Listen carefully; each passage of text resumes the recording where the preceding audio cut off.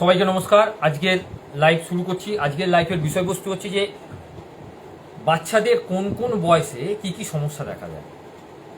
মানসিক সমস্যা বলতে আমরা যেগুলোকে বুঝি নর্মালি, একদম নর্মালভাবে আমরা যে সমস্যাগুলোকে বুঝি সেইগুলোই হচ্ছে মানসিক সমস্যা। এই মানসিক সমস্যাগুলো আমাদের অ্যাকচুয়ালি আমরা অতটা গুরুত্ব দিই না, যার ফলে এইটা ধীরে ধীরে বাড়তে শুরু করে।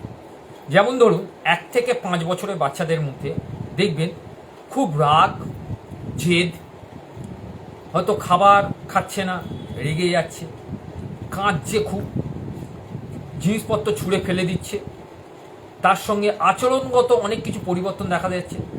আমরা দেখছি যে যে কথাই তারা শিখছে সেই কথাগুলো খুব এলোমেলো কথা শিখছে। আমরা যা বলছি সেইগুলো খুব এলোমেলোভাবে শিখছে। অর্থাৎ এই যে জিনিসগুলো তারা যে করছে, এই জিনিসগুলোকে আমরা যদি প্রথম থেকে লক্ষ্য করি এবং লক্ষ্য করার পর সেইগুলোকে যদি আমরা একটা জায়গায় লিখি বা একটা জায়গায় সবসময় ফলো আপ করি, এবং আমার মতো যারা কাজ করছে বা আমার মতো যারা আছেন আর কি এইসব নিয়ে বিশেষ করে নাড়াঘাটা করছে, তাদের সঙ্গে যদি একটু কথা বলি, তাহলে এই সমস্যাগুলো এখানেই সমাপ্তি ঘটবে। যদি এইগুলো ফলো আপ না করি বা এইগুলোকে যদি না লক্ষ্য করি, তাহলে কিন্তু এখানে সমাপ্তি ঘটবে না, এটা কিন্তু চলতে শুরু করবে। তাহলে 1 থেকে 5 বছরের বাচ্চাদের মধ্যে এই জিনিসগুলো যখন তারা 5 বছর ক্রস করছে, 6 বছর থেকে 11 বছর, অর্থাৎ যখন তারা প্রাইমারি স্টেজে, প্রাইমারি লেভেলে যখন তারা এলো, তখন কিন্তু তাদের মধ্যে এই আচরণগত সমস্যাটা বাড়তে শুরু করে। এই আচরণগত সমস্যা বাড়ার জন্য তাদের পড়াশোনায় মন বসবে না, অন্যমনস্ক হবে। তার সঙ্গে অনেক বাচ্চার মধ্যে এরকম টেন্ডেন্সি থাকে যে মারপিটের দাঙ্গা হাঙ্গামা করছে, স্কুল থেকে রিপোর্ট যাচ্ছে আপনাদের কাছে, আপনারাও তিতিবিত্তি হয়ে যাচ্ছেন। তার সঙ্গে আরও রিপোর্ট হচ্ছে অন্যদিকে মন, তার ম্যাম বা স্যার পড়াচ্ছেন, সে জানলা দিয়ে প্রাকৃতিক দৃশ্য দেখছে, কারোর পেন্সিল নিয়ে নিচ্ছে, কারোর রবার নিয়ে নিচ্ছে, কাউকে ডিস্টার্ব করছে। এই ধরনের অ্যাক্টিভিটিগুলো যখন তারা প্রাইমারি লেভেলে পড়ছে, তখন কিন্তু তাকে দেখা যাচ্ছে। অর্থাৎ এজ 6 থেকে আমরা যদি ধরি মোটামুটি 11 বছর। এখানে কিছুটা হলেও দায়িত্বপূর্ণভাবে গাইডলাইন একটা মানতে হবে। গাইডলাইন বলতে কি গাইডলাইন? যে আমাদের নতুন পড়াশোনার নিয়মে বা পড়াশোনার যে রিপোর্টটা তৈরি হচ্ছে, যার নাম হচ্ছে হোলিস্টিক রিপোর্ট কার্ড, যেটা আমি এর আগেও বলেছি, এই হোলিস্টিক রিপোর্ট কার্ডে টিচারদের এইগুলোকে খুব ভালোভাবে ফলো করে তারা যদি লেখে, তাহলে একটি বাচ্চাকে আইডেন্টিফাইটা খুব ভালোভাবে হবে। এখানে অনেকে বলবেন যে স্যার এটা কি তার হঠাৎ হঠাৎ দেখা যাবে? না, হঠাৎ কোনো জিনিসকে দেখা যায় না। তার জন্য আমি ওই যে প্রথমে বললাম যে বয়স অনুযায়ী তাদের একটা সমস্যা, মানসিক সমস্যার মধ্যে থেকে তারা যায়। সেইটা যত বয়স বাড়বে তত কিন্তু বাড়তে শুরু করবে, বাড়বে বাই কমবে না। আফটার যখন 18 বছরের পরে তারা চলে যাবে, তখন কিন্তু আরও বেশি হয়। অর্থাৎ আমরা যেগুলো দেখতে পেলাম যে ফোবিয়া, এডিএইচডি, উদ্বিগ্ন, এইগুলো কিন্তু এই 6 থেকে 11 বছরের মধ্যেই দেখা যায়। যখন তারা সেকেন্ডারিতে যায়, অর্থাৎ 12 থেকে, অর্থাৎ সেকেন্ডারি শুরু হচ্ছে 18 বছর, তখন তারা ডিপ্রেশনে চলে যায়, অনেক বেশি ডিপ্রেশন হয়ে যায়, অনেক বেশি স্ট্রেসের মধ্যে তারাই থাকে, অনেক বেশি হীনমন্যতায় ভোগে, অনেক বেশি ইগোতে ভোগে, অনেক বেশি রাগ হয়, অনেক বেশি তাদের মধ্যে একটা কি বলবো, গেমিং, যেটা আমরা অনলাইন গেম বলি, সেই অনলাইন গেমের একটা প্রবণতা হাতছানি দেয় ছেলে বা মেয়ে, রিলস বানানোর একটা প্রবণতা হাতছানি দেয়। অর্থাৎ আমরা প্রত্যেকটা জিনিসকে দেখলাম যে নিচু থেকেই তার কিন্তু গ্রোথটা ওই লেভেলেই গেছে। খুব আশ্চর্যজনক একটা ব্যাপার থাকে এখানে, সেটা হচ্ছে যদি আমরা প্রথম থেকে তাকে ভালো করে নোট করি বিষয়বস্তুগুলোকে, তাহলে কিন্তু এই সমস্যাটা একদম নির্মূল করা যাবে। আমরা যদি প্রথম থেকে সেই বাচ্চাটাকে ফলো করি, যখন 2.5 বছর, 3 বছর, 3.5 বছর বয়স থাকছে, আমি এর আগেও অনেকবার লাইফে বলেছি যে আমরা আমাদের লাইফকে বেটার করার জন্য বাচ্চাগুলোকে 2.5 বছর, 3 বছর, 3.5 বছর, 4 বছর বাচ্চাদেরকে কিন্ডারগার্টেন স্কুলে বসিয়ে দিলাম। মানসিক বিকাশটাই তার হলো না। বলবেন কেন স্যার? মানসিক বিকাশের জন্য that is the best way. কারণ সেখানে তো বিভিন্ন রকম অ্যাক্টিভিটি হচ্ছে, 100%। সেখানে বিভিন্ন রকম অ্যাক্টিভিটি হচ্ছে। সেই বিভিন্ন রকম অ্যাক্টিভিটির মধ্যে আপনার বাচ্চা কী ধরনের অ্যাক্টিভিটিটা করছে সেটা হয়তো আপনি একটা জায়গায় থেকে বুঝতে পারছেন না। যদি বাড়িতে থাকতো তাহলে আপনি বুঝতে পারতেন যে কী ধরনের অ্যাক্টিভিটিগুলো সে করছে। হয়তো সে বাড়িতে আছে, তার 3.5 বছর 4 বছর বয়স, সে হয়তো লিপস্টিক দিচ্ছে, সে হয়তো বল খেলছে, সে হয়তো খাবার খেয়ে হাত ধুচ্ছে, সে হয়তো ক্লে নিয়ে বিভিন্ন রকম জিনিসপত্র বানাচ্ছে, সে হয়তো এবিসিডি লেখার চেষ্টা করছে। যাবতীয় জিনিসগুলোই সে করছে নিজের পছন্দ মতো। আর ওখানে তার নিজের পছন্দ মতো কিছু নেই, কারণ ওখানে তাকে একটা গাইড করার মতো কেউ একজন দিয়েছে যে তুমি এই সময় খেলো, তুমি এই সময় পড়ো, তুমি এই সময় খাবার খাও। অর্থাৎ রুটিন মাফিক তাকে একটা ফেলে। অবশ্যই একটা রুটিন দরকার, কিন্তু কোন টাইমে দরকার? যখন তার 6 বছর থেকে সে আস্তে আস্তে উপর দিকে উঠবে, তখন সে বুঝতে পারবে যে কোন সময় কোনটা করা 100% দরকার। আমরা আমাদের বেটার লাইফ চয়েসের জন্য বাচ্চাদেরকে কিন্ডারগার্টেনে যেহেতু দিয়ে দিই এবং তাদের বিকাশের যে সিস্টেমটা আছে, আমি বারবারই ওই জন্য বলছি যে আমাদের মেন্টাল হেলথের কোনো কিছুই আবিষ্কার হয়নি, না হয়েছে ওষুধ, না হয়েছে কোনো যন্ত্রপাতি। খুব আশ্চর্য লাগছে এখানে একটা কথা বলতে, যে মানুষ রোগা হওয়ার জন্য, মানে রোগা থেকে মোটা হওয়ার জন্য ওষুধ তৈরি হয়েছে। স্টেরয়েড জাতীয় রোগা আছে, সে একটু মোটা হবে, স্টেরয়েড খেয়ে নিলাম। আবার মোটা থেকে রোগা হবে তারও ওষুধ আছে। নেটে মানে গুগলসে ভর্তি, আমি সার্চ করছিলাম এই কয়েকদিন, যে মোটা থেকে রোগা হওয়ার জন্য কী কী ওষুধ আছে। অনেক ডায়েট চার্ট আছে, অনেক ডায়েটের স্যার আছেন, অনেক ডায়েটের আছেন, তারা একটা প্রেসক্রাইব করে দিচ্ছেন যে তুমি এইগুলো খেলে মোটা থেকে রোগা হয়ে যাবে, তোমাকে দেখতে খুব সুন্দর সুন্দর হয়ে যাবে, এরকম করে। কিন্তু তার মানসিক চাপ পড়ছে, এরকম কোনো ওষুধ আছে যে মানসিক চাপকে রিলিজ করবেন? বলুন কেন? ঘুমের ওষুধই আছে।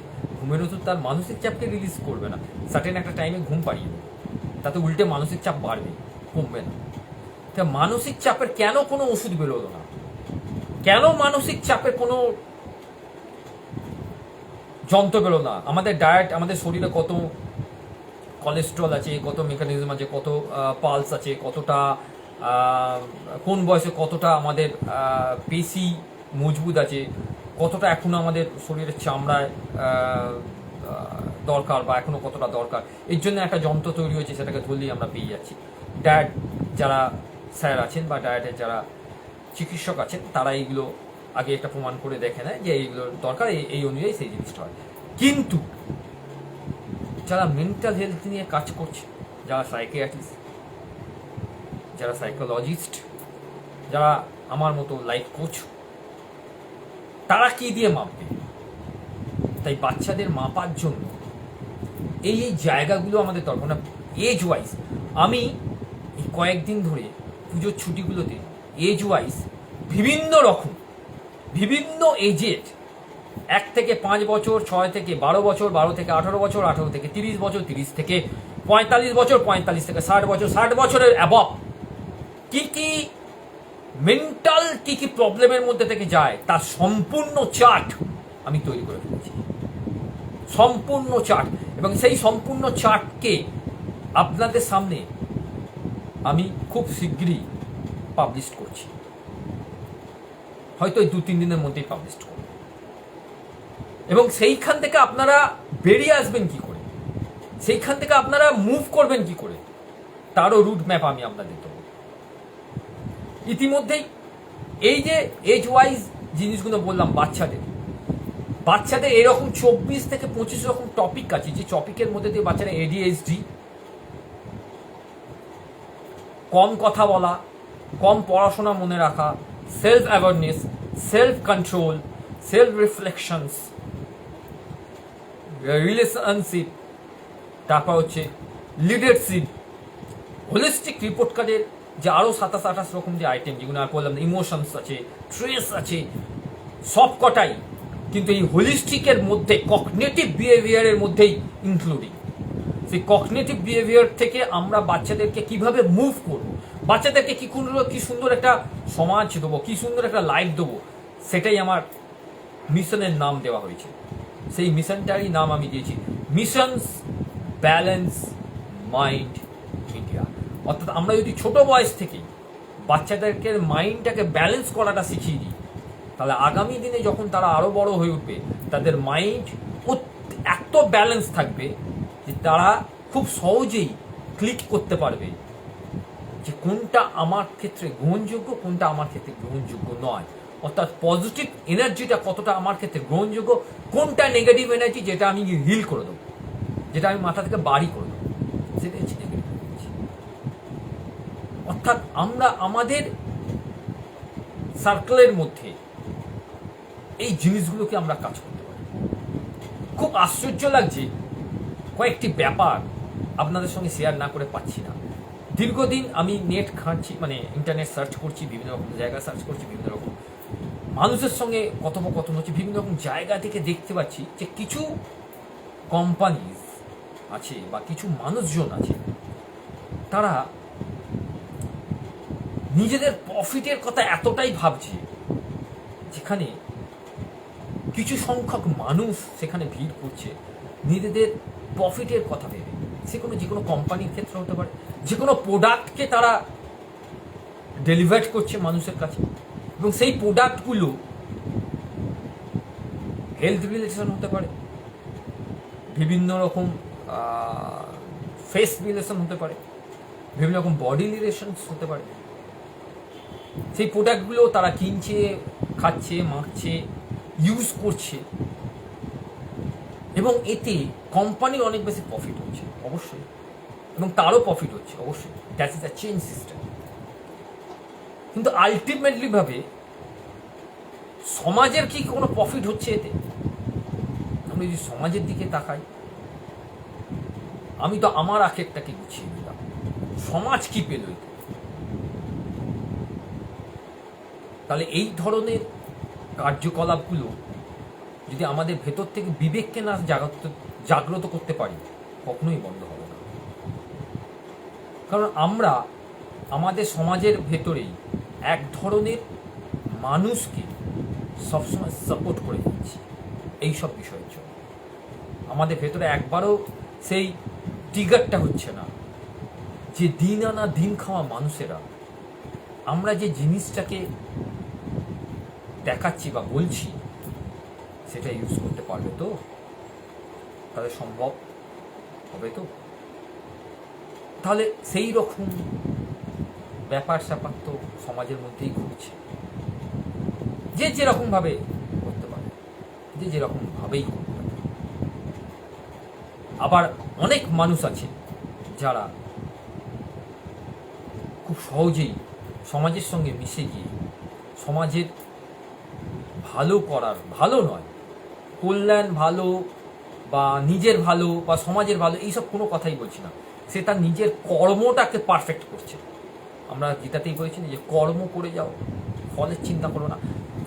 কর্ম এখানে দু ধরনের হয়, একটা ভালো কর্ম, একটা খারাপ কর্ম। খারাপ কর্মতেও তোমার ফল পাবে তুমি, খারাপ ফল পরবর্তীকালে। ভালো কর্মতেও তুমি ফল পাবে পরবর্তীকালে। ভালো কর্মের ফল হচ্ছে তোমাকে মানুষ দীর্ঘদিন মনে রাখবে।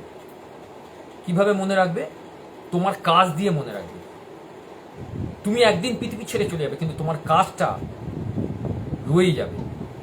আবার যারা নিজেদের প্রফিটের কথা ভাবছে এবং সেখানেও সে কর্ম করছে, সেই কর্মফল থেকে সে লাভ করছে অনেক বেশি, অনেক বেশি প্রফিট হচ্ছে, তার ব্যাংক ব্যালেন্স বাড়ছে।